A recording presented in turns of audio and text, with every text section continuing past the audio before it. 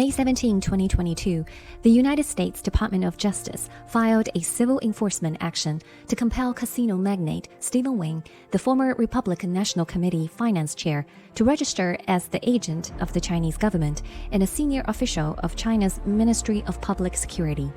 In 2017, Wynn hand-delivered a letter to President Trump on behalf of the Chinese Communist Party leader to seek the deportation of Miles. Furthermore, according to the Attorney General's written complaint, Wynn had at least 8 telephone conversations with Sun Lijun, the former Vice Minister of Public Security of China. Each conversation lasted 30 minutes on average. So what did Wynn get in return? Well, a text message found in the written complaint will shed light. At this point, as a private citizen, I believe I have exhausted the advantages of my position. If there is any other aspect of this situation may occur to you going forward, I would of course be anxious to help. I remain grateful for the privilege of being part of the Macau and PRC business community. A bit of context here. In 2016, the CCP restricted the number of gaming tables and machines that Wynn's casino could operate. The renegotiation of Wynn's casino licenses to operate in Macau was scheduled for 2019.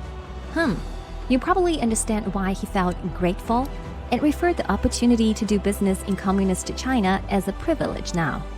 Back to Miles' Chapter 11 case at the Connecticut Bankruptcy Court. On July 21, 2022, Judge Manning thought that Luke Despens, the second Chapter 11 trustee appointed by the United States trustee, was a disinterested person, despite the fact that his law firm, Paul Hastings, of which Luke Despens is an equity partner, has an active and significant presence in China. The 3 casinos in Macau brought Wynn lucrative returns, and so did the 3 offices of Paul Hastings in China bring its partners. Both entities are a privilege granted by the CCP, and both individuals are subject to sanctions from the CCP. On July 7, 2020, FBI Director Christopher Wray delivered a speech at Hudson Institute on China's influence in the U.S. More specifically, the highly sophisticated malign foreign influence campaigns orchestrated by the CCP that use methods including bribery, blackmail, and covert deals.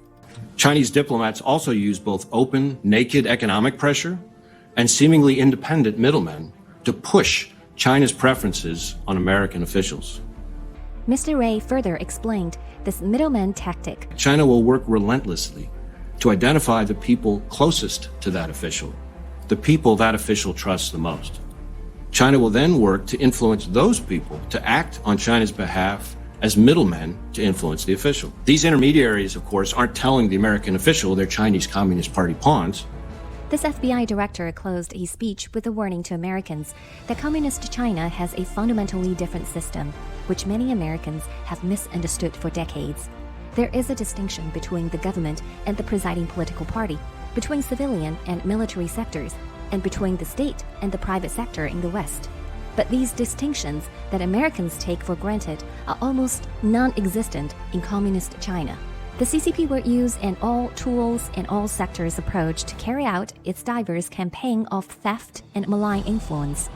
Ray's views coincide with those expressed by retired General Robert Spalding in his new book, War Without Rules, which aims to explain the military book titled Unrestricted Warfare, authored by 2 CCP colonels in 1999. General Spalding bluntly states that the CCP is doing everything in its power to destroy the American way of life, and the only rule in CCP's unrestricted war is there are no rules. Are there CCP's middlemen in the American judicial system? In the next episode, we will answer this question and share more about Miles' legal battle against PACs in American courts.